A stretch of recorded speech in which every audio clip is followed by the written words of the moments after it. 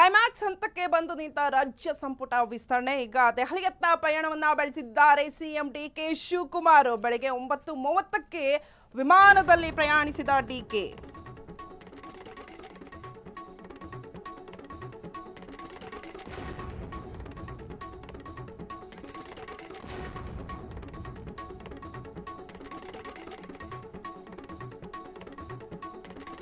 ಮಧ್ಯಾಹ್ನ ಸಿದ್ದರಾಮಯ್ಯ, ಕೆಪಿಸಿಸಿ ಅಧ್ಯಕ್ಷ ಹರಿಪ್ರಸಾದ್ ಪ್ರಯಾಣ. ನಿನ್ನೆ ದೆಹಲಿಗೆ ತೆರಳಿರೋ ಎಐಸಿಸಿ ಅಧ್ಯಕ್ಷ ಮಲ್ಲಿಕಾರ್ಜುನ್ ಖರ್ಗೆ ಸಂಪುಟ ವಿಸ್ತರಣೆ ಸಂಬಂಧ ನಡೆಯಲಿದೆ ಹೈ ವೋಲ್ಟೇಜ್ ಮೀಟಿಂಗ್. ಹೈಕಮಾಂಡ್ ಜೊತೆ ರಾಜ್ಯ ನಾಯಕರ ಮಹತ್ವದ ಮೀಟಿಂಗ್.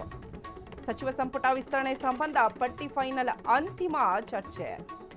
ಮಲ್ಲಿಕಾರ್ಜುನ್ ಖರ್ಗೆ, ವೇಣುಗೋಪಾಲ್ ಸುರ್ಜಾವಾಲಾ ಉಪಸ್ಥಿತಿ. ರಾಹುಲ್ ಗಾಂಧಿ ಜೊತೆ ಚರ್ಚೆ ನಡೆಸಲಿರುವ ರಾಜ್ಯ ನಾಯಕರು.